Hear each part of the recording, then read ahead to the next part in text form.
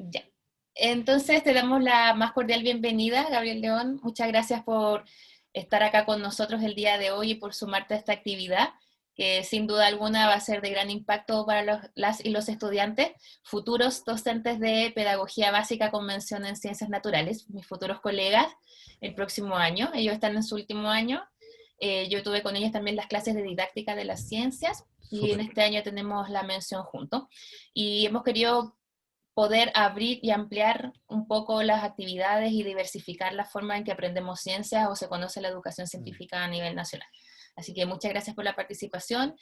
Chicos, chicas, ya saben que pueden interrumpir si tienen dudas, háganlo. También pueden escribir en el chat si tienen algunas preguntas. Y Gabriel, nos dejamos al mando de la charla el día de hoy. Muchas gracias, María Antonieta. Gracias a todos los que están el día de hoy acá. En primer lugar, decir que me tomo esta invitación con mucha humildad. Yo no soy profesor, no soy docente, no soy experto en didáctica. Mi aproximación a la enseñanza de la ciencia es bien autodidacta y nace de la necesidad. Yo tengo una formación que es científica. em, Me convertí en académico solo por el hecho de que quería hacer ciencia. Yo no quería ser docente, era lo que tenía que hacer en la universidad para poder hacer ciencia. Y en ese sentido, hacer clases es algo que todos los académicos enfrentan con muy poco entrenamiento. Depende mucho de los talentos individuales y de cómo uno, de manera personal, enfrenta este desafío. Por eso que hay mucha heterogeneidad a veces en las clases universitarias cuando quienes hacen clases no son docentes.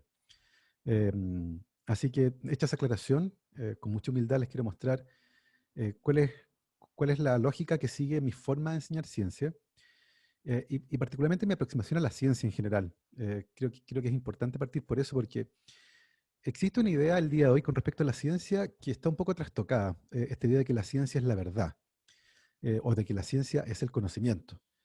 Y no es eso, pues la ciencia es un vehículo que nos permite aproximarnos a la verdad, un vehículo que nos permite adquirir conocimiento nuevo, pero no es el conocimiento y no es la verdad en sí. La ciencia es una forma de pensar. Y esta definición es súper importante porque si uno cree que la ciencia es la verdad y si uno cree que la ciencia es sencillamente el punto final, va a costar entender este tipo de cosas. Lo que están viendo ustedes ahí es un dibujo que hizo Galileo. Eh, Estaba mirando al cielo con un telescopio que él se hizo, apuntó a Saturno y eso fue lo que dibujó. Y es un Saturno raro. Si yo les pido a ustedes que dibujen Saturno, ninguno va a dibujar eso. Es como Mickey Mouse que tuvo un ataque de apoplejía, ¿cierto? Se le cayeron las orejas, quedó un poco deforme ahí. Pero no es Saturno, no se parece a Saturno. Bueno, eso fue en 1610. 100 años después, Galileo se hizo un telescopio mejor, en 1616, eh, mucho más, con una óptica mucho más refinada, y volvió a apuntar a Saturno, y esta vez dibujó eso. Que se parece un poco más al Saturno que ustedes dibujarían, pero todavía es raro. No es el Saturno que ustedes dibujarían. Y 50 años después, otro astrónomo, Christian Huygens, fabricó otro telescopio, mejor todavía, él era danés, y en 1660 apuntó a Saturno de nuevo y dibujó eso. Y ese sí es probablemente un dibujo que ustedes reconocerían como Saturno. Y es probablemente lo que ustedes dibujarían también si yo les pido que dibujen a Saturno, algo así dibujarían. Y es interesante porque este proceso se llama ciencia.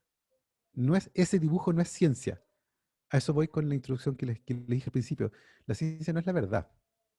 La ciencia es lo que ocurrió en este lapso de 60 años que nos permitió ir de esto a esto, achicando la incertidumbre con respecto a la apariencia de Saturno. Eso es ciencia. Y esa es la gracia que tiene la ciencia, que es impresionante. Somos una especie de mono particularmente sofisticado que puede reconocer el entorno y entenderlo. Y en ese sentido, la ciencia es lejos nuestra mejor herramienta, la que nos permite pasar de esto a esto. Pero ojo, que el mismo Galileo cambió de idea. En 5 años, él dijo, Saturno es así, y 5 años después, años después, dijo, Saturno es así. Cambió de opinión. Dice, Galileo cambió de opinión, obvio, porque tenía evidencia que le sugería que esa primera opinión no era tan buena como esta. Y con la mejor evidencia que tenía, producto de un mejor telescopio, él pudo refinar su opinión con respecto a Saturno. Eso esperamos de la ciencia. Por eso pasan estas cosas raras que ocurrieron durante la pandemia. ¿Se acuerdan que al principio nos decían que no usáramos mascarilla? Que era contraproducente, que producía falsa sensación de seguridad, que quitaba un recurso valioso para el personal médico y hoy en día no se puede salir a la calle sin mascarilla. Y para mucha gente eso fue muy extraño porque la gente me decía, pero ¿cómo, Gabo? Los científicos en marzo me decían que no usara la mascarilla. Y después los mismos científicos me decían en junio que tenía que usar mascarilla. No entiendo. A mi parecer, esa confusión tiene que ver con la idea que tenemos de ciencia. Como que la ciencia fueran las conclusiones. Y no, pues, la ciencia es una forma de tratar de ir achicando la incertidumbre con respecto al mundo, haciéndonos buenas preguntas. Y bueno, así Saturno, esta imagen muy linda la tomó la sonda Cassini, que la NASA mandó hace como 10 años atrás y orbitó Saturno, se sacó una selfie y la mandó de vuelta, una cosa impresionante. Yo cada vez que veo esta foto me asombro de la capacidad humana de hacer cosas. Es realmente fantástico. Eh, Como les decía entonces, la ciencia es básicamente una forma que tenemos de entender el mundo. Y otra cosa importante, la generación de conocimiento ocurre en cualquier parte y en cualquier contexto. Y los sociólogos, por ejemplo, buscan entender cómo funcionan las sociedades y no meten gente a la juguera para molerla, no, analizan sus opiniones, las siguen. Los biólogos celulares como yo miramos el mundo a través de un microscopio para entender a las células, nos interesa ese sistema, ahí hacemos nuestra pregunta. Y una geóloga, como la que está en la foto de la derecha, le hace preguntas a las rocas. Donde quiera que haya una pregunta, va a ocurrir la ciencia. Ese es el punto. No depende de un delantal, de un microscopio, no. Donde haya preguntas, hay ciencia, hay generación de conocimiento nuevo. Ojalá eso es lo que buscamos los científicos, que al menos que nos dedicamos a eso de manera profesional, pero este ejercicio puede ocurrir también con preguntas cuya respuesta conocemos, porque es el ejercicio, no es la pregunta lo que queremos contestar. Eso es lo valioso. Y yo creo que mi gran estrategia es esa, es relevar a la ciencia como una suerte de ejercicio intelectual, más que como un motor que genera respuestas. O como decía Carl Sagan, la ciencia no es una bolsa con respuestas, es una forma de pensar, es un ejercicio intelectual al final. Y en ese sentido, la ciencia en el colegio nos enseña mucho más que ciencia, le enseña a las niñas y niños a pensar. Y eso para mí es una cosa, pero tremendamente valioso. ¿De dónde creo yo que viene esta confusión con respecto al funcionamiento de la ciencia? Tengo la sensación que viene un poco de acá, fíjense. Las noticias científicas. Ahí puse cuatro al azar. Eh, Hay una que dice ahí, la NASA descubrió 219 nuevos exoplanetas y entre ellos 10 son similares a la Tierra. Y es interesante porque la mayor parte del tiempo, cuando uno lee estas noticias científicas, lee el titular y luego lee la noticia, da la sensación de que alguien iba caminando por un pasillo de la NASA, se tropezó y se cayó arriba de 219 nuevos exoplanetas. Como que se los encontró. Eh, las noticias científicas son fantásticas porque nos muestran, ¿cierto?, estos grandes destellos, pero nos muestran la oscuridad. Y la ciencia la mayor parte del tiempo se trata de la oscuridad, no de los destellos. No nos cuentan lo difícil que fue encontrar esos 219 nuevos exoplanetas. No nos cuentan la enorme cantidad de veces que los científicos y científicas fueron por un camino y tuvieron que volverse, porque no llegaban a ninguna parte. O la otra gigantesca cantidad de veces que estaban buscando A y encontraron B, que es tan interesante como A, pero no es lo que querían encontrar al principio. ¿Y cuál es el problema de esta narrativa? Que se empieza a asentar la idea de que la ciencia es un ejercicio directo y lineal. La astrónoma tiene una idea, mira por el telescopio y lo descubre tal cual lo pensó, de A a B. Y no, pues. La ciencia es un proceso lento, tortuoso, difícil, árido, porque estamos tratando de generar conocimiento nuevo. ¿Ya? En ese sentido, las noticias científicas son como la guinda de la torta. Estamos con hablar del postre, ¿no? Sí. Falta el cafecito para la torta ahí. Las noticias científicas muestran siempre la guinda de la torta, el producto final. Así como después de 5 años, pero no te cuentan los 5 años, pues no te muestran la cocina. No te muestran cómo quedó esa cocina. No te muestran los cocineros, están llenos de harina cruda, chorrea masa por los muros, hay 2 tortas quemadas en el horno y 3 cocineros llorando en un rincón porque no les resultó la torta. Y yo creo que es importante mostrar la cocina. Si solo mostramos la torta, en el fondo, si solo mostramos los productos de la ciencia, los grandes descubrimientos, nos vamos a hacer una idea súper distinta de lo que es la ciencia. Hay que mostrar la cocina. ¿Ya? Y esto se alinea muy bien con otra idea, que es esta. Va todo de la mano. Si la ciencia es rara, los científicos son más raros. ¿Ya? Si en Europa hace 20 o 30 años atrás uno hacía esta pregunta de cómo son los científicos, usualmente la gente respondía así. Todo esto es bien, bien boomer, ¿cierto? Albert Einstein. O de gente de mi edad, Albert Einstein. Claro, pues un señor viejito, súper inteligente, pelo blanco parado, que hablaba cosas que nadie entendía, un genio. ¿ya? Un científico típico, el científico estereotípico. Eh, si ustedes han visto, y estoy seguro que lo han visto, Volver al Futuro, eh, Emmett Brown es Albert Einstein. De hecho, su perro se llama Einstein. Eh, entonces, claro, es el estereotipo de científico. Y hay estereotipos modernos. Ahí tienen uno moderno, Sheldon Cooper, ¿cierto? El físico teórico de Big Bang Theory, un tipo brillante, súper inteligente, socialmente torpe, medio antipático, de gusto extravagante, el típico científico. Ese típico, va entre comillas, ¿cierto? El típico, los científicos son todos así. Em, y es triste porque esta idea popular del científico, que ojo, que además en castellano tiene un problema, porque en castellano la palabra científico tiene género, es el científico. En inglés no, pues en inglés es researcher, que es neutro. Pero en castellano es el científico, por lo tanto ya viene con artículo, es él, obvio que es un hombre, obvio, súper inteligente. Si ustedes le preguntan a niños y niñas de colegio cómo se imaginan a un científico, les va a dibujar eso. Esto se llama DAST, el Draw a Scientist Test, y es tremendo, dibujan puros viejos pelados feos con lente y delantal. Siempre en un laboratorio, siempre solos, diciendo cosas que nadie entiende o con tubos que tiran humo verde. Es tremendo, yo lo encuentro súper heavy. Pero tiene que ver con la falta de exposición, porque si ese mismo curso ustedes llevan a una geóloga y a un sociólogo a que hablen con esas niñas y niños, les cuenten lo que hacen y 2 meses o 3 meses después repiten el experimento, los dibujos cambian. Aparecen las mujeres, pero al principio no hay mujeres, las mujeres no hacen ciencia. Aparecen las mujeres, aparece la gente joven, aparece el pelo, desaparecen los lentes, desaparecen los delantales, aparece el trabajo en equipo. Los científicos ya no están solos. Aparece el trabajo en campo, al aire libre. No están en un laboratorio. No todo ocurre con pipetas o con un microscopio. La idea del científico como un lobo solitario tipo Galileo, Newton viene de esa época, 1600, 1700. Claro, y muchos científicos trabajaban solos. Tenían un ayudante de vez en cuando, tenían mecenas. El día de hoy la ciencia sí casi no existe. En muy pocas áreas del conocimiento donde todavía uno ve esfuerzos individuales. Pero, pero la mayor parte del tiempo no es así. Son equipos multidisciplinarios. Casi nadie usa delantal, a no ser que trabajen con radiactividad o haya que lavar tubos con cloro para no mancharse la ropa. Pero esta idea tan va de la mano con lo otro que les decía yo. Si la idea de la ciencia está trastocada, la del científico también. Pero es interesante porque basta con exponer a esas niñas y niños a una científica o científico para que esa idea rápidamente se enmiende, lo que muestra que esto es por falta de contacto, es lo que es bien triste, porque dice que los científicos además nos hemos aislado, no estamos en contacto con niños y niñas. Se han hecho esfuerzos por cambiar esto, ciertamente. Hay esfuerzos internacionales súper interesantes para mostrar la contribución de grandes mujeres en la ciencia, porque no es que no existan, sus historias son menos contadas, porque los hombres cuentan historias de hombres.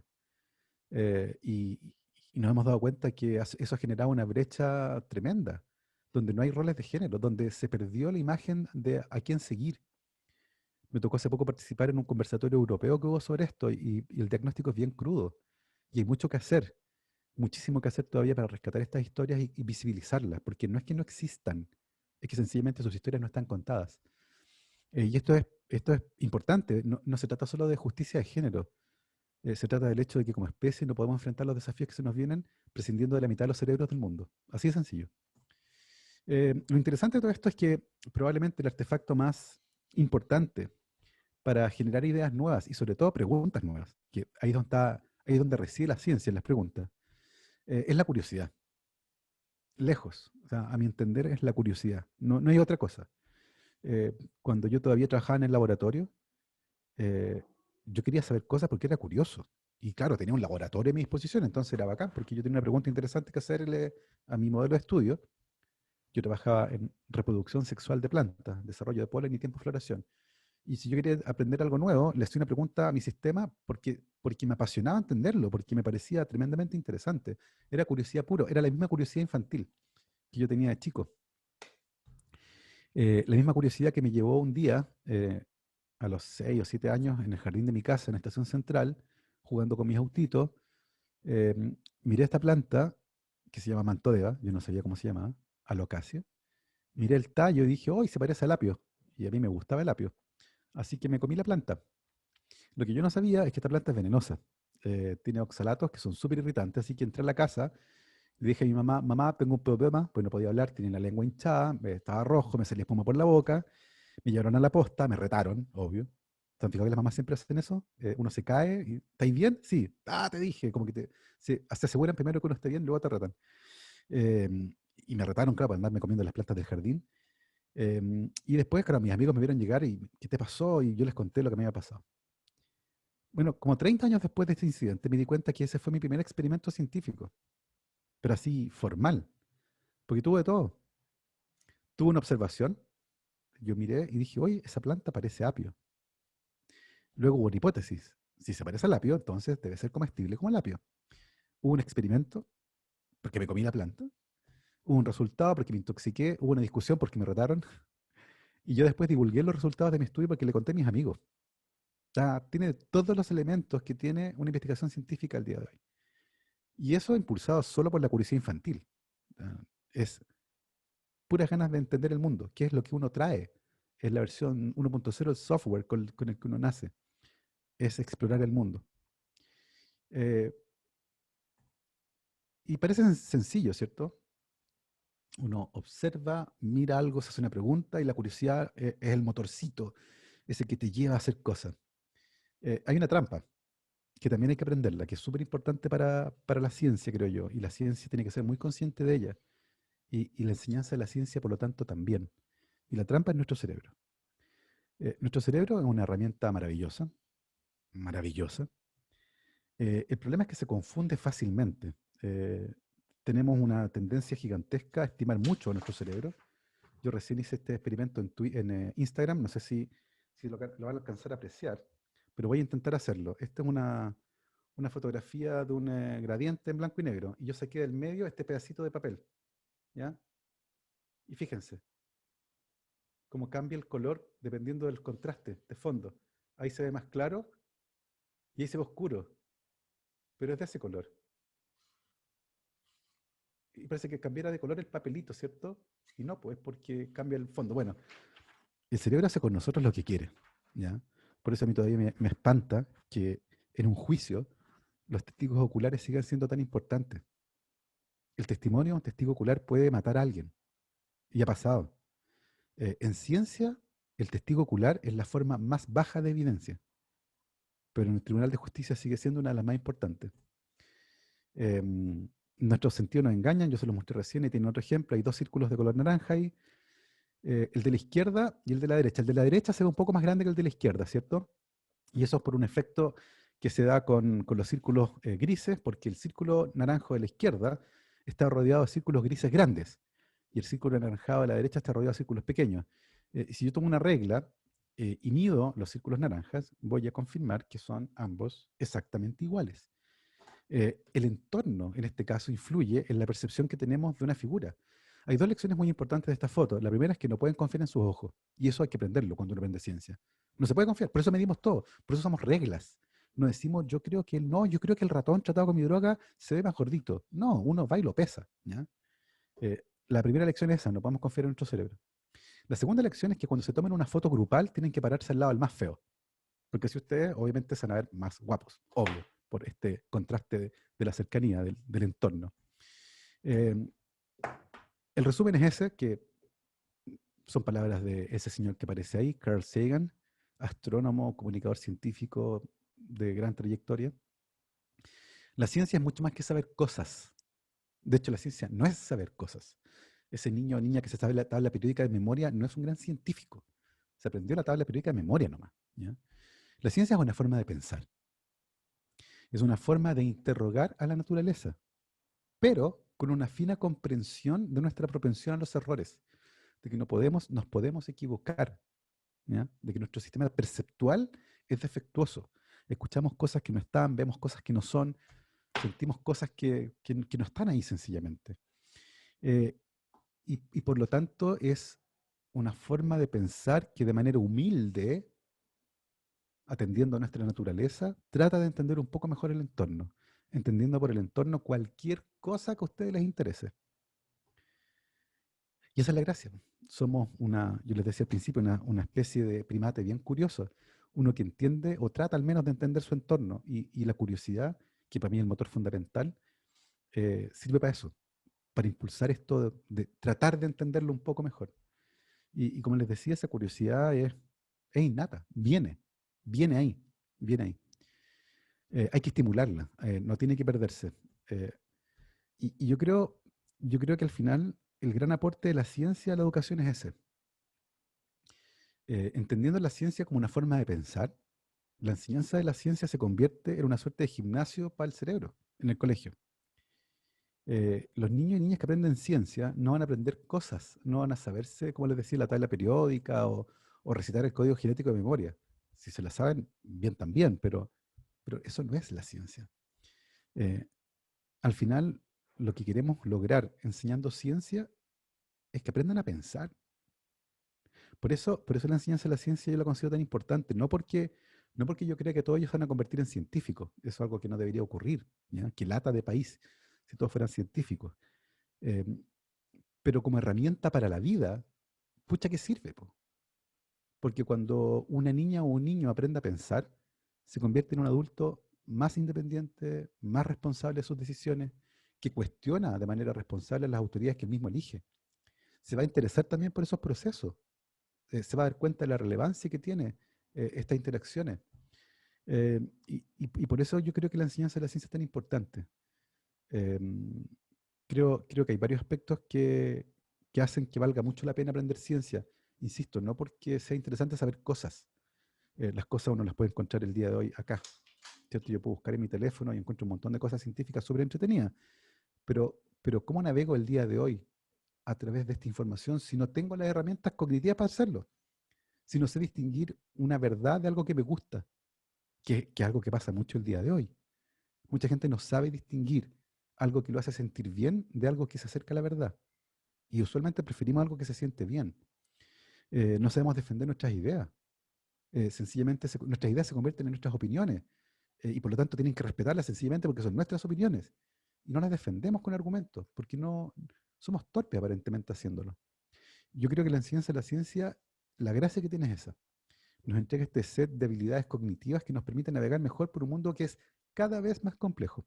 Sobre todo pensando que los niños y las niñas de ahora van a tener en un futuro cercano trabajos que el día de hoy ni siquiera existen. Estamos formando a ustedes les va a tocar formar a niños y niñas que van a tener trabajos que hoy no existen. ¿Cómo lo haces? ¿Cómo haces eso? Bueno, entregándole habilidades y la habilidad de pensar, la habilidad de ser crítico, la habilidad de evaluar argumentos, la habilidad de pensar de manera lo menos sesgada posible. Es imposible no tener sesgos, pero al menos reconocerlo. De discutir, discutir se ha convertido en algo tabú. No quiero discutir, pero si es ahí, en la arena de las ideas donde uno hace esto de ejercitar el cerebro. Pero de lo contrario, vamos a salir todos con cerebros flacuchentos. Y yo creo que, como les digo, para mí el gran valor de enseñar ciencia es ese, que se convierte en un gimnasio del cerebro que nos permite entrenar esas neuronas para que esos niños y niñas que están en el colegio se conviertan después en adultos más responsables, más independientes, más libres, a los que va a ser muy difícil engañar. Eso, esas son las ideas que quería compartir con usted, básicamente para motivar la conversación, para, no sé, tratar de estimularlo un poco. Están algunos de los libros que he publicado, La ciencia Popuni 2, los libros de las preguntas raras, que es una serie muy bonita que está dedicada a mi hija, que es tremendamente preguntona, y el último libro, Pandemia, que fue publicado en octubre, eh, hijo de la pandemia, obviamente, y que habla sobre esta cosa tan rara que estamos viviendo. Eso, María Antonieta, gracias por la invitación y encantado de que conversemos y discutamos estos temas. Muchas gracias por la presentación, súper bien. Quedaron muy claros muchos temas y también es súper interesante la forma en que lo presentas y lo expones, porque son cosas que hemos ido trabajando también en el curso respecto a lo que es ciencia, cómo se construye el conocimiento científico. Trabajamos desde la naturaleza de las ciencias, desde los aspectos epistémicos y no epistémicos de la generación del conocimiento. Así que súper bien, súper de acuerdo, súper en la línea, y a pesar de que dijiste al inicio que no eras didacta, no eras profesor, quedó súper claro, los contenidos y los conceptos que nos entregaste súper bien alineados a la teoría, así que felicitaciones, un 7. Pero principalmente agradecerte por la presentación. Los chicos también tenían algunos cuentos de la colección y yo también les había publicado el que salió hace poquito, el de la cocina, de las recetas de cocina. Y también no lo tengo todavía en mis manos, pero como profesora de química me llama demasiado la atención porque es una de las aristas súper importantes en donde más se ejemplifica en educación básica, que es la cocina. Así que muchas gracias, súper interesante. Y dejo la palabra abierta. Sé que hay varios de ustedes que tienen algunas preguntas, consultas. Ahí quien quiera comenzar me avisa, levanta la mano. O ahí libremente si quieren comentar algo, quizás de los cuentos que leyeron, de las preguntas.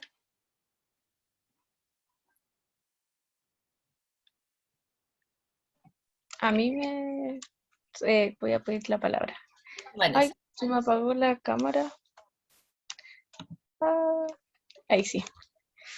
A mí me surgió una pregunta muy X, más allá de la lectura que hicimos ahora de los textos que nos compartió la profe, sino de cuando justamente leía el libro de los mocos con mi sobrino, es si ese conjunto de preguntas que el protagonista se va haciendo, que también tiene, que las preguntas que van surgiendo de la hija y todo, justamente son preguntas como, eh, no sé si se eligieron al azar, si justamente tu hija te preguntó ese tipo de cosas, si encuentras que son temas que no se conversan constantemente, porque hay incluso unas preguntas sobre la caca, sobre los mocos. Entonces como que me surgió la duda de desde dónde viene ese como las preguntas puntuales Mm. que se trabajan y los temas también. Súper interesante esa historia, Vanessa. Em, estos libros no se me ocurrieron a mí. Eh, Mi hija me mandó, literalmente. Y fue así. A ella le gustan darse baños de tina y un día se estaba dando un baño de tina y me grita, papá. Y cuando a uno, un hijo le grita desde el baño, uno va corriendo, ¿ya? Y llego y entro al baño y la veo turnia en la tina, mirándose las manos, así. Y digo, ¿qué pasa? Y dice, papá, ¿por qué se arrugan los dedos cuando uno está bajo el agua? Y yo ahí todo, bioquímico, doctor en biología molecular. Chucha, no sé. Uy, no sabía. Y como que dije, ¡ay, qué buena pregunta! Y como que le engrupí un poco, no, la osmosis, mientras hablaba de osmosis, pensaba en el agua del mar y dije, no, no, ¿sabes qué? No tengo idea. Pero, lo voy a averiguar y te voy a explicar. Ah, súper bien. Y el día siguiente, a esa altura todavía estaba en el laboratorio, llegué a mi oficina en la universidad y en vez de hacer todas las cosas súper importantes que tenía que hacer, me puse a hacer la más importante, que era encontrar una respuesta a la pregunta de mi hija. Así que lo primero que hice fue meterme a PubMed, que es como el Google científico, y busqué papers sobre dedos arrugados. Y para mi gran sorpresa, había muchísima literatura científica sobre este tema. Muchísima, muchísima. Sí, experimentos súper serios, onda, papers así como súper... Y era muy entretenido. De hecho, gente que tiene dañados los nervios que conectan la mano con el cerebro, no se les arrugan los dedos. Lo que ya te dice que no es una respuesta física, no es mecánico, está regulado por el cerebro. Es fantástico. Bueno, armé una respuesta y llegué donde mi hija, triunfal, debo decirlo. Y dice, "Ja, ja, ya sé, le digo yo. Y le expliqué en un lenguaje que me pudiera entender, y ella me queda mirando y me dice, así con el dedo, tú deberías escribir un libro sobre estas preguntas, sobre estas cosas raras que le pasan al cuerpo. Se dio de vuelta y se fue. Y dije, ¡ay, qué buena idea! Eso era año 2017, 2018, por ahí. Y dije, oye, fantástica esta idea. Y me propuse ir anotando todas las preguntas que los niños y niñas me hicieron. Y entre esos años me tocó viajar mucho, literalmente de Arica a Punta Arenas, dando charlas en colegio. Y siempre habían preguntas muy interesantes de los niños, así que las empecé a anotar. Me acuerdo una vez me invitaron a dar una charla en una escuela rural pública de Coquimbito, al interior de La Serena. Escuela de primero a octavo básico, la escuela en total tenía 80 alumnos. Entonces tenía que dar una charla. Y yo dije, ¿cómo doy una charla para niños de primero básico y niños de octavo? O sea, o no entienden o se me aburren. Dije, no, ¿sabéis qué? Acá la solución es que me bombardeen con preguntas. Así, ¿saben qué? Pregúntenme todo lo que quieran. Y estaba el director del colegio, estaban los profesores, todos muy arregladitos, porque que los vayan a ver es como hito, si nadie los va a ver, o muy pocos los van a ver. Entonces, de repente una niña levanta la mano y dice, profe, ¿por qué la caca de mi hermana es más hedionda que la mía? Y quedó la grande. Los profes rojos, el director, sí, pero ¿cómo? Y dice, pero ¿por qué le dice, deje? Pues, si tiene una pregunta, ¿cuál es el problema? Usted nunca le impresionó entrar a un baño y encontrar que huele asqueroso, pero cuando usted sale del baño no está tan asqueroso.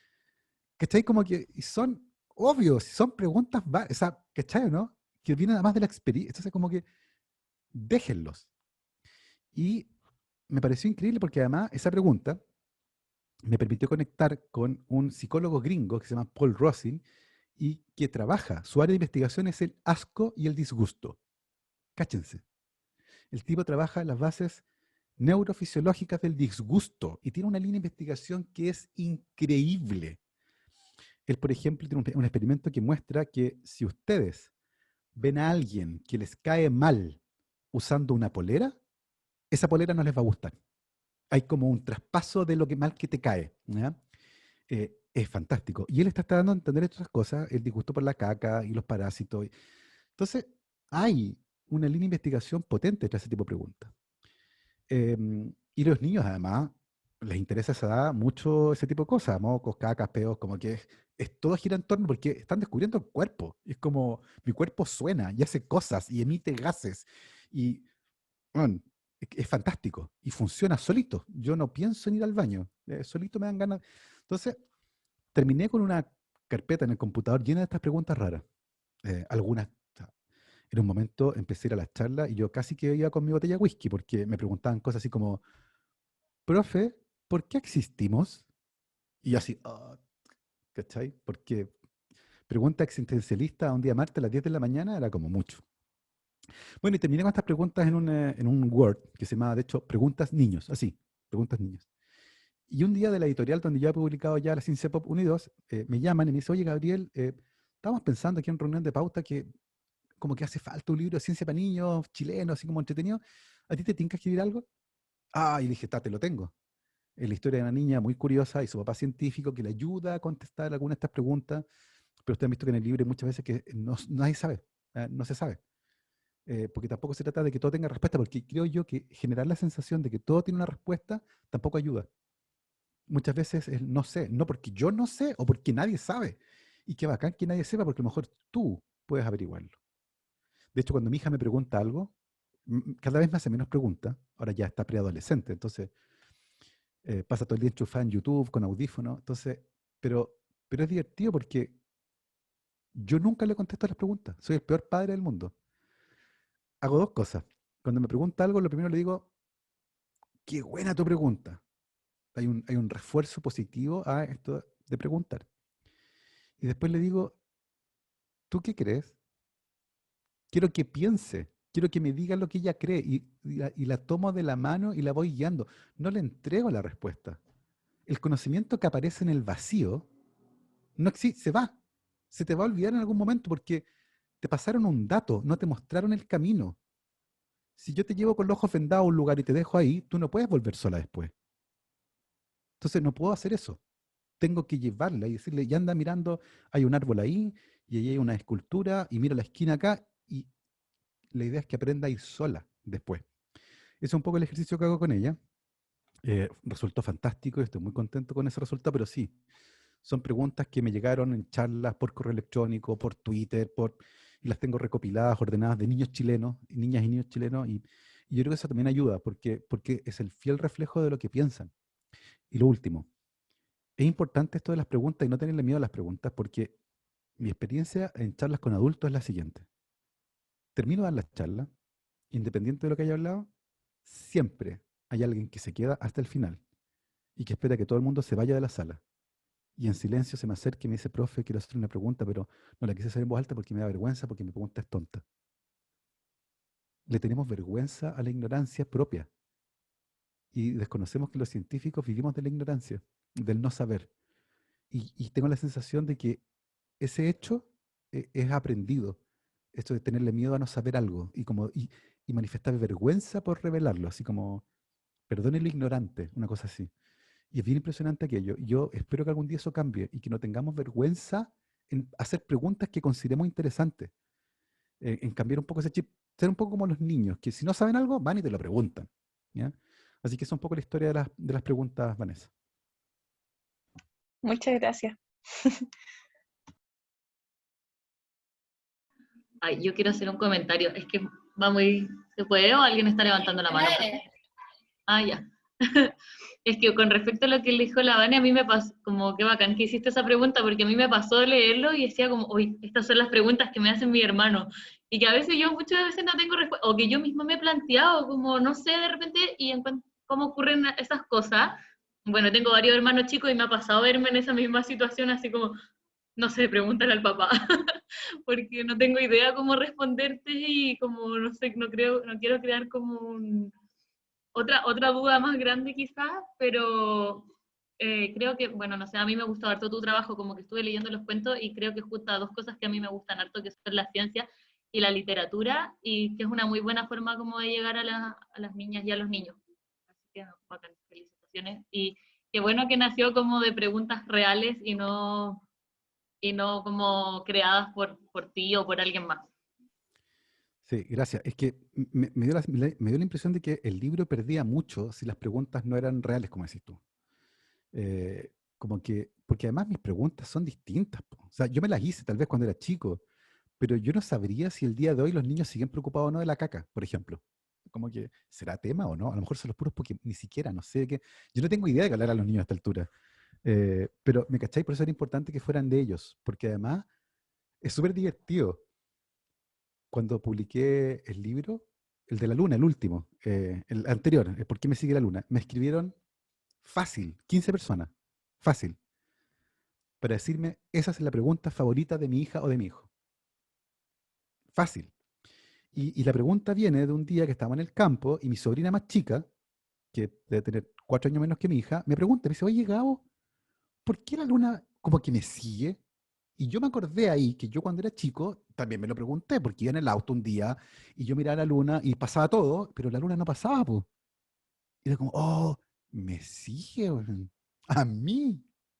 Y es como súper bacán porque es una pregunta aparentemente universal. Y ahí se produce una cosa que es como bien de empatía, como que, hoy este libro es para mí. Estas son las preguntas que yo me hice, no son las preguntas de otros niños que yo no conozco. Entonces, yo creo que ha funcionado muy bien por eso, porque como son preguntas que a la larga todo el mundo se ha hecho, mamás, papás, hijas e hijos, todos, como que, ah, sí, esto yo me lo pregunté alguna vez y nunca lo supe. Entonces, por eso ha funcionado también esto de leerlo como cuento buenas noches, papá, mamá juntos, y también aprenden, como que ha sido súper rico y creo que parte importante de eso es justamente porque las preguntas son reales. No son preguntas que se me ocurrieron a mí ahora de 40 años, de 45 años, sino que de niñas y niños que tenían 5, 6, 7 años. Eso. Muchas gracias por la respuesta de las intervenciones de Vanessa y Danae. No sé si hay alguna otra consulta, alguien más quisiera preguntar, intervenir Hola. o comentar a lo mejor. María Paz.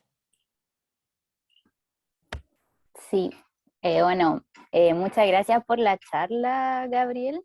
De hecho, sentí que estuve en un podcast todo el rato y estaba como anotando, así que como que me imaginaba como todo lo que iba relatando aparte de ver la presentación, así que fue muy bacán, fue una experiencia muy bonita. Y me nace una pregunta, en cuanto a tus preguntas, si es que no has pensado quizás en realizar como el ejercicio inverso, en el que tú quizás a lo mejor realices alguna pregunta o entrecruzar preguntas entre niñas y que ellos te den como la respuesta, como hacer el ejercicio inverso. No sé si lo has probado, lo has pensado o algo por el estilo. Lo he probado y resultó bien caótico. Traté de guiarlo, que además, o sea, yo les dije al principio que yo no era pedagogo, no soy experto en didáctica ni nada de eso.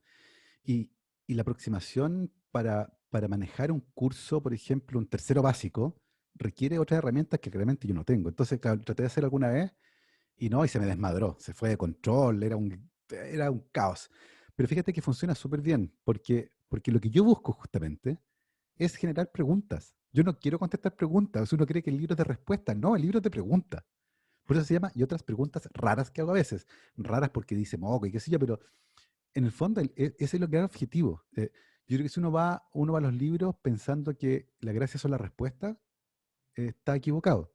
La gracia son las preguntas. Y sobre todo las preguntas que vienen después, las que a uno se le ocurren después, y que son las que mandan por correo. Tengo 150 correos sin leer que me han mandado con preguntas nuevas que me han hecho, y me da una vergüenza gigante, no tengo tiempo de verlo, pero están ahí. Y es interesante porque en ese ejercicio que plantea María Paz, está justamente este recorrido hecho por ellos solos, el de tratar de contestar una pregunta. Eh, y, y yo me acuerdo, en la universidad cuando todavía hacía clase, yo tenía un sistema que era muy bueno, me funcionaba muy bien para adivinar a qué estudiantes les iba a ir bien en las pruebas. Yo tenía cursos grandes, de 70, 80 estudiantes, hacía biología celular. Y antes de la primera prueba decía, mira, las mejores notas van a estar en estos 5 o 6 personas. Tenía cachado. ¿Cómo sabía quiénes eran? No por lo que me contestaban, sino por lo que me preguntaban. Porque cuando emerge una pregunta que es buena, una pregunta de esas que uno dice, ¡ay, qué buena pregunta! Uno puede tener la certeza de que esa persona entendió todo lo anterior, llegó al borde de lo que se sabía en ese momento, de lo que yo le transferí, y generó un espacio nuevo de incertidumbre. Y para eso hay que llegar al borde, po. O sea, hay que entender todo el resto. Y funcionaba súper bien. Funcionaba súper bien. Entonces, las buenas preguntas son claramente, de eso vive la ciencia por el final, de las buenas preguntas. Así que sí, sería un ejercicio interesante, pero creo que antes de montarlo de manera ordenada, probablemente necesita algunas herramientas distintas, o hacerlo directamente con una profesora o un profesor que sepa manejar un curso de, no sé, un segundo o un tercero básico para llevarlo de manera más ordenada. Pero claramente sí sería un tremendo aporte porque permite ejercitar, porque claro, cuando ellos preguntan, te bombardean con lo que ellos quieren saber. Pero cuando yo los desafío es distinto, po. La invitación es otra. Es que ellos piensen, no que disparen nomás. Entonces ahí que también decirle, oye, pero si no, si esto sería así, entonces no funcionaría acá. Y es como, oh, esa es la idea. Y que esta ardilla que está esa durmiendo se empieza a mover. Muchas gracias. Gracias María Paz también por la Gracias. consulta. Belén, creo que habías levantado la mano, no sé si... Sí, ¿se escucha? Sí, Ah, ya. Bueno, primero gracias por la presentación igual.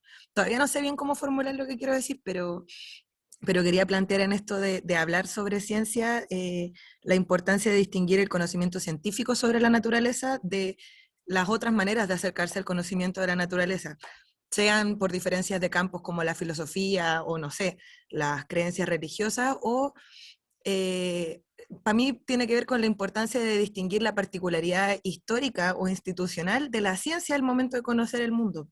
Porque, y además, o sea, se me ocurren varias partes en las que es importante. Por ejemplo, hay niños que creen que hay maneras, niños y adultos en verdad, es como adultocéntrico me parte decir niños, que creen que la ciencia puede determinar cosas éticas, por ejemplo. ¿Cachai? Porque hay personas malas.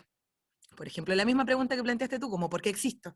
¿Cachai? También hay libros parecidos que tienen que ver con las preguntas de los niños, pero en torno a la filosofía.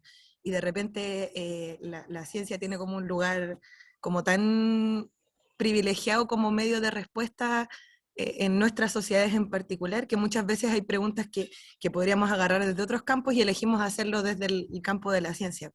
Entonces, y pensaba también en estas cosas que hemos visto en el curso respecto a la naturaleza de la ciencia, sus procedimientos, y qué la distingue de la, por ejemplo, esto mismo que planteabas tú, como de la observación, así como no basta con que yo observe, o por ejemplo, ya, entiendo el paralelo con comerse esa planta venenosa y un experimento científico, pero eso no lo podríamos publicar porque lo que en la clase que tuve hace poco en la práctica, la profe hablaba de cómo podemos hacer un experimento si no tenemos termómetros para medir el efecto invernadero, y una niña decía, yo puedo ver la sensación térmica, o sea, no lo dijo así, pero puedo tocar con mi mano si acá está más caliente, acá está más frío.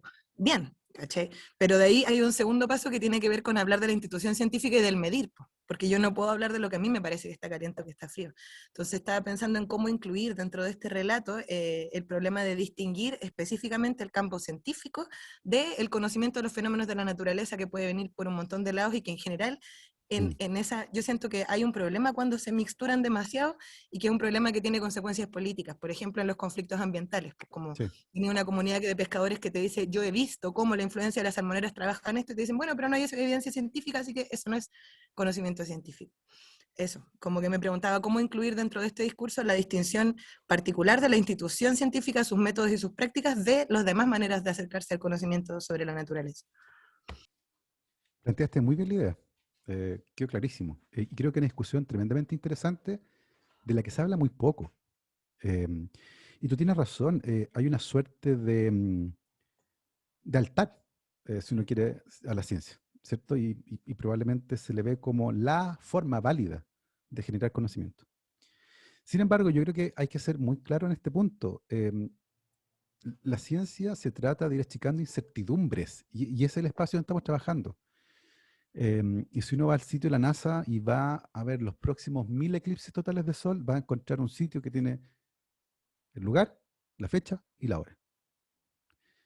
Y claro, uno puede comprarse un pasaje de avión con 10 años de anticipación y vas a llegar y va a haber un eclipse de sol. Hay un margen de error de décimas de segundo, ¿ya? Por eso no es absoluto, pero tiene una muy buena certidumbre, muy buena. Y por otro lado, yo le puedo dar a ustedes, a todos ustedes, una droga. Eh, pero yo no puedo saber a priori cómo Viviana va a reaccionar a esa droga. No puedo. A ella en particular no puedo. En una población puedo saber que más o menos el 90%, pero a ella todavía no puedo. Hay un espacio de incertidumbre. Por eso creo que es importante hablar de la incertidumbre, para tratar de acercarse al tema que planteaba Belén. Porque ciertamente la ciencia puede ayudarnos a contestar un montón de preguntas, pero no nos va a ayudar a contestar todas las preguntas. Y creo que es ahí donde nuestras conversaciones se agotan todavía. Es un espacio que no hemos terminado de construir del todo. Tengo la sensación, y aquí puede que me equivoque ciertamente, que es porque todavía no hemos hablado lo suficiente de ciencia como para ponerle un perímetro, así como para poder ponerle márgenes un poco más claros, porque ahora como que chorrea para todos lados. Entonces, siento que mientras no discutamos bien esos alcances que tiene, va a ser difícil abordar esta pregunta, que es fundamental. Yo creo que tocaste un punto muy importante, por ejemplo, lo de las políticas públicas. De hecho, la visión de la política pública basada en evidencia está obsoleta, ya está obsoleta. Fue lanzada por los ingleses en los 90, por Tony Blair en un white paper donde decía, vamos a hacer políticas públicas basándonos en evidencia. Y fue un tremendo condoro con una muy buena intención. ¿Por qué fue un condoro? Porque no consideró otros factores, como los culturales, los económicos, los ambientales y un montón de otras cosas que hacen que, aunque la evidencia diga algo, son inaplicables. No consideró el factor humano, por ejemplo. Entonces, claro, uno puede montar la mejor solución que la evidencia dice, pero si no va a funcionar por el contexto ambiental, cultural, económico, ambiental, no fue la mejor decisión, ¿me cachai? Aunque fue tomada basándose en la evidencia. Y por eso creo que la discusión que Belén plantea, si bien puede parecer compleja de armar, de levantar, creo que es fundamental, porque de hecho el día de hoy ya no se habla de política basada en evidencia, se habla de políticas públicas informadas en la evidencia. O sea, que al menos considere los datos en la discusión, pero que no sea el único insumo que se utiliza para tomar la decisión, porque eso es atribuirle a la evidencia que se tiene el carácter de inamovible, y sabemos que no es así, porque basta que cambiemos el instrumento de observación y nos va a cambiar la evidencia. Entonces, es asumir también lo que te decía antes, los límites de la ciencia, esto de definirla bien, de ponerle un board, dónde están los problemas que eventualmente se pueden generar. Entonces, creo que ahí está esta suerte como de ambigüedad que nos cuesta tanto abrazar. La incertidumbre que a nuestro cerebro no le gusta, pero son los espacios donde el día de hoy está la conversación importante. Entonces, estoy de acuerdo contigo, Belén. Creo que ese espacio es un espacio del que se habla poco, eh, que sí, es bueno conversar de él, es bueno conversar de él. No sé cómo incorporar esa conversación en el aula, por ejemplo. pero creo que es súper relevante, particularmente pensando en el futuro, en esas decisiones grandes que hay que tomar, donde porque al final pasa lo siguiente, el mundo real es bastante más caótico y desordenado de lo que uno puede sacar de un laboratorio. Hay una historia al respecto que es muy interesante, que sale en alguna de estas series de ciencia. Hay un granjero que tiene problemas porque tiene una granja lechera y según todas sus cuentas debería estar produciendo 100 litros de leche al día y solo produce 20. Entonces estaba choreado porque tiene la mejor vaca, la mejor genética, la mejor alimentación, todo lo mejor y no logra subir la producción. Entonces va a la universidad local y le dice, ¿sabe qué? Tengo este problema, necesito que los académicos me ayuden. Ya, pues, y arman una comisión. El presidente de la comisión es un físico teórico, hay ingenieros, biólogos, qué sé yo. Y después de 2 meses llegan con el plan donde el lechero le dice, mire, tenemos una solución a su problema. Ah, fantástico, le dice. ¿Cómo lo hacemos? Mire, la verdad es que el único problema es que solo funciona con vacas esféricas en el vacío. Ahí está el problema, ¿ya? Porque el mundo real es más caótico, más desordenado, más impredecible de lo que uno cree, ¿ya? Pero por eso es importante incorporar esos elementos en la conversación, para no pensar que la ciencia es esta bala de plata que va a solucionar todos nuestros problemas, porque no lo es. Nos permite achicar la incertidumbre con respecto a algunas cosas, nos permite tener insumos para tomar mejores decisiones, pero no podemos basarlo todo en eso. Es una conversación súper interesante, ciertamente. Muchas gracias, Gabriel. Y sí, muy buena la pregunta. Sorry, ¿Sí? y antes de terminar con eso, una cosa que también parece pertinente mencionar ahora. A los científicos no se nos habla sobre la naturaleza de la ciencia, fíjate tú. Es súper curioso. Somos los profesionales que nos dedicamos de manera experta a trabajar en ciencia. Y epistemología, filosofía de la ciencia, ética, teoría del conocimiento, es ensayo-error, ensayo-error, ensayo-error. Y uno aprende sobre la marcha a hacer este tipo de cosas. Todavía sigue siendo muy artesanal. Y se discute poco de la teoría de la ciencia, se habla poco de las ideas de la ciencia. La enseñanza de la ciencia en la universidad sigue siendo muy de eventos que casi como que emergen muy en el aire, pero no nos enseñan los contextos históricos, culturales. Es súper heavy. Es como con muchas cosas en Chile, es súper funcional, es como operativo, es como formarte para poder seguir pipeteando y seguir produciendo papers. Es muy neoliberal todavía. Y esas discusiones que son más profundas, rara vez tienen cabida. Eso. Muchas gracias. Y sí, toda la razón, concuerdo con que hay muy poca formación en naturaleza de la ciencia, en las distintas áreas y ámbitos de la ciencia. O sea, ya de a poquito se ha ido implementando e instalando en educación inicial docente. Esperamos que de a poco se pueda ir instalando también en la formación de los científicos, para así poder hablar un idioma más similar, entender que el conocimiento es dinámico, que va cambiando, aprender también y ver el error como una oportunidad de aprendizaje también, que no todo está malo si no llegamos al resultado que esperamos, sino que también podemos analizar sobre esas etapas, estudiar sobre eso. Y respecto a la pregunta de Belén, claramente la institucionalidad, las reglas, las normativas, todo lo que nos rige dentro de la ley es un estándar súper importante para realizar actividad científica, trabajo científico, y que nos van poniendo ciertos límites, y como dijo Gabriel, o sea, entender y poder distribuir o establecer este perímetro de trabajo en común nos ayudaría bastante a cómo poder llevarlo y acercarlo al aula, porque recuerden que la principal finalidad de la educación científica a nivel escolar es la alfabetización en ciencias, es poder formar ciudadanos conscientes e informados, capaces de utilizar su conocimiento de ciencias para tomar decisiones a nivel personal, local, global, etc. O sea, más que solo formar científicos. Muchas gracias, Gabriel, y creo que, no sé si hay alguien más que tenga preguntas. Veo a Luciana con la mano levantada. No sé si hay alguien más, quizás para ir ya más o menos cerrando. Ya, ahí quedo atenta si es que alguien más quiere hacer alguna pregunta para el cierre. Luciana. Hola.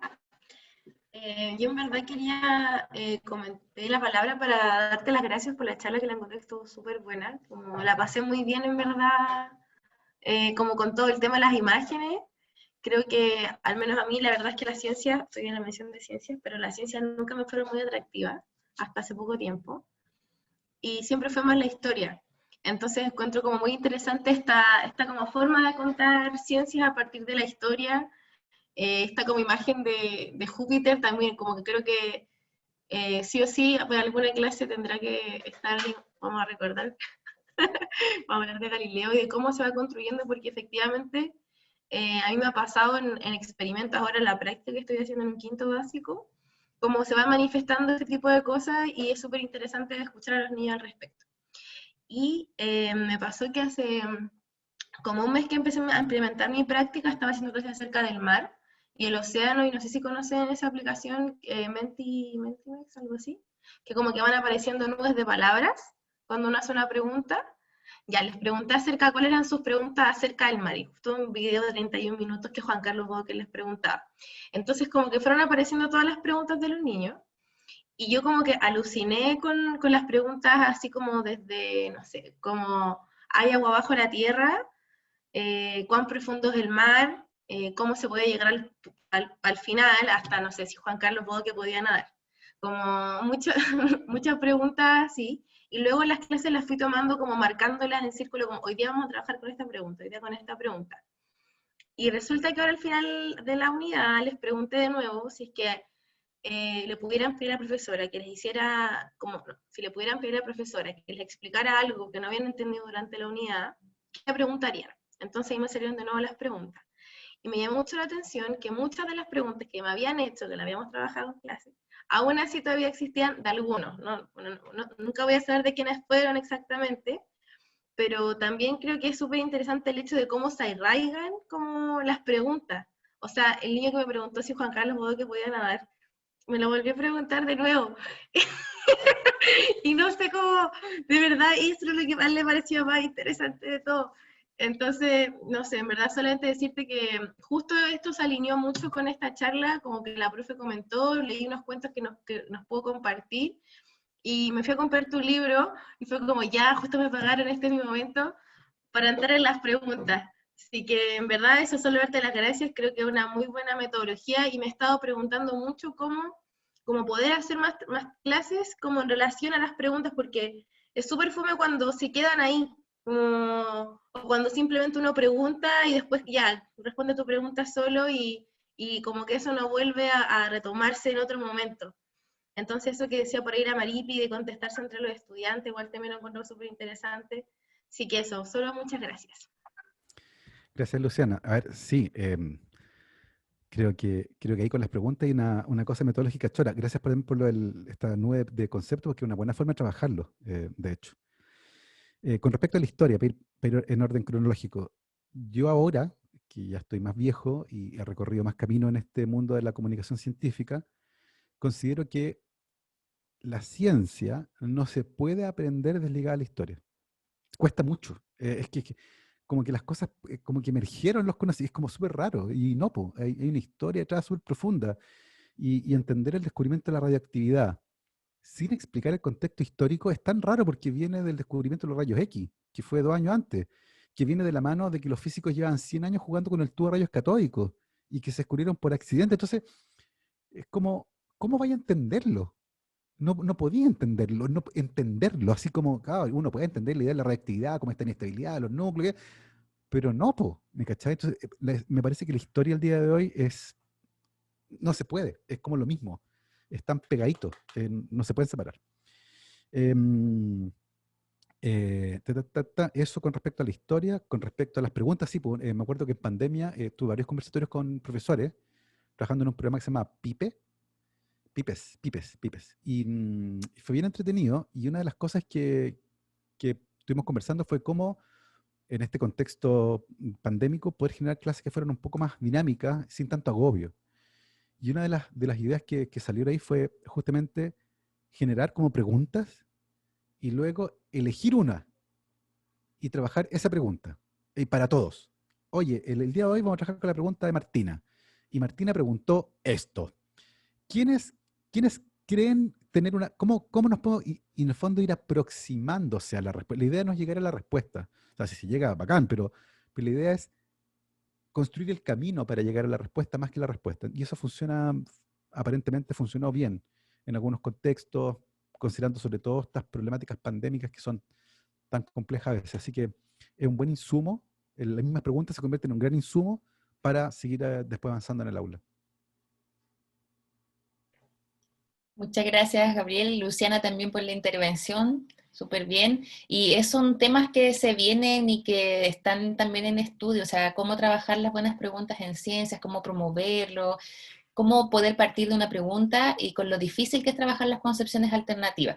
Es muy difícil porque están muy fuertemente amarradas al cerebro de los niños, y ahí viene el rol del profesor de cómo rompemos eso, generamos un aprendizaje significativo y vamos construyendo de a poquito en torno a esa concepción, porque es súper complicado poder transformarla y cambiarla. Así que muchas gracias. Y para terminar, Gabriel, te quiero dar las gracias por la presentación, súper interesante, pudimos conversar distintos temas que nos llamaron la atención. Y yo acepto una pregunta, principalmente como, ¿qué recomendaciones o qué consejos les darías a los chicos y a las chicas como futuros docentes de educación básica en mención de ciencias naturales para poder enfrentar esta nueva educación que se viene? No sabemos si esto de la virtualidad, la modalidad híbrida va a continuar, pero tenemos que seguir haciendo frente a la educación en ciencia. Entonces, frente a eso, ¿qué recomendaciones, qué consejos nos podrías dar? Quizás a lo mejor utilizando tus textos también, utilizando tus cuentos, para sacarle el mayor provecho posible a la instancia de formación escolar. No se queden con una experiencia amarga, que ojalá se motiven a saber más, a generar curiosidad, eso. Yo creo que consejos no les puedo dar. Como les dije, yo soy una formación casi nula en esta área. Entonces vengo con mucha humildad a compartir mis ideas con ustedes. Pero sí les puedo dejar una suerte de arenga. Creo que el trabajo que ustedes tienen es el más importante que hay. No me cae ninguna duda. O sea, cuando se discute el motor de cambio de Chile y un montón de cosas, siento que deberíamos solo hablar de educación. Porque al final nuestra solución para la delincuencia es hacer más cárceles. Y no entendemos que hay un problema social de fondo que tiene que ver con la falta de oportunidades, con la falta de educación, con trayectorias que están predestinadas desde el nacimiento, con gente que nació al lado de la meta y se ufana porque llega a la meta.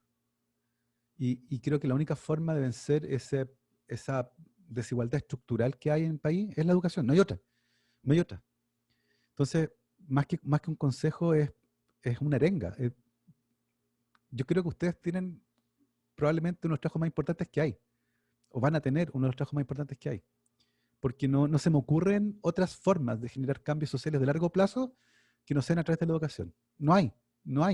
Yo creo que, y esa idea ha costado mucho entenderla desde el punto de vista político, por ejemplo.